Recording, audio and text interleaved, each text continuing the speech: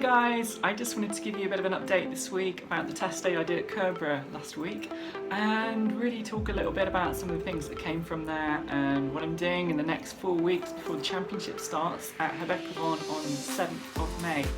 So the test day at Kerbera was quite wet.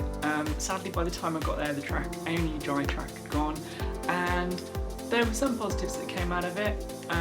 First up, the Geartronic system is amazing. Now this is a little red LED that basically means that before I had to look behind the dash, so behind the wheel and like down below my line of sight every time I wanted to see what gear I'm in. Now the Geartronics is like a big LED that you can position where you want, so it sits right forwards and right in my line of sight, and it's a massive improvement. On top of that, the gearing felt really good. Now the car's running much shorter gearing.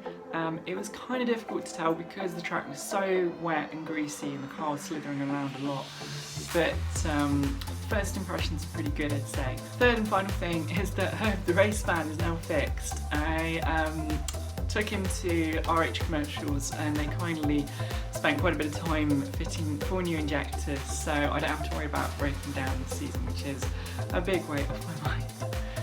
Now the negatives that came out of the test day, sadly I'm still having problems with my battery. I replaced the old battery with a lithium ion one over winter. The old one was playing up towards the end of the season and sadly I've still got some issues. A few people have told me that lithium ion's not quite so good because although it's really light, once the voltage actually drops a little bit it suddenly drops off a cliff. So really you're probably better off paying the weight penalty and having a few kilos of like a lead or a gel battery, which seems like the way I'm going to go. So a friend's checking out all my batteries at the moment and just deciding what to do. The other thing is that the Geartronics indicator, while it is really good, it does need a bit of tweaking because it's currently flicking between the gears. We think maybe this is to do with the voltage playing up, but also because once the car's actually rolling, it's getting a bit more interference, things like the alternator being under load. So it was flicking between the gears, so it was reading like 4th and 5th, 4th, 5th and 6th at the same time. So the only way really to do that is to jack the back of the car up in my garage and run the car on blocks. So it's not ideal and it feels a bit kind of dodgy to do it, but I think it's really going to be the only way for it to actually calibrate itself when the car is running in gear with like 4, 5, 6,000 revs. So that's the job I've got to do once the battery's fitted. Other than that, I tried out a couple of different camera angles. I played around with these last year and one of them is good because you're quite high up and you can see everything like the front wheels and you can get a good view of everything that's happening. But then the other one, which is putting the camera just here on my shoulder, gives a much more realistic view of actually my line of sight of what I'm seeing. Unfortunately, because of my helmet, you lose some of the left-hand side field of view. But at the same time, I think for me, it probably gives a more realistic representation of what I'm seeing when I'm driving.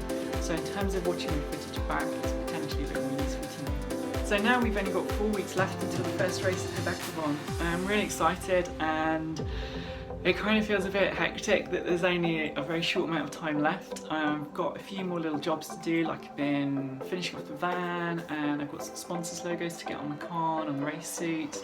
I'm really excited to be working with NGK, especially this year. They provide the spark plugs that go in the car originally from Build with Renault, and they're going to be helping me as well as product support with some branding and some other things this season. So it's great to have a big company like that getting on board and really exciting. So one of the things is that I now have a little laptop I bought with a little Go Charlie sticker there. I got this off eBay for £60 and crucially this is going to be good for my data logging, which I didn't get around to using last year, but I really want to start using that this year. My normal computer is a Mac and you need to run it with a PC, so I had to buy one of these. And I'm hoping to get some of the data from Kerbera uploaded soon, start having to play around with that using the AIM software. So really that's kind of it. It's just a bit of a montage of stuff that's happening right now. I've got some good blog posts and great photographs coming up as well from the test day with Michelle Allen, who kind of came along and took some amazing photos. So keep an eye out for those on the blog and the website, and I will see you guys probably sometime on my way to Abergaron, and I will catch you then. Bye.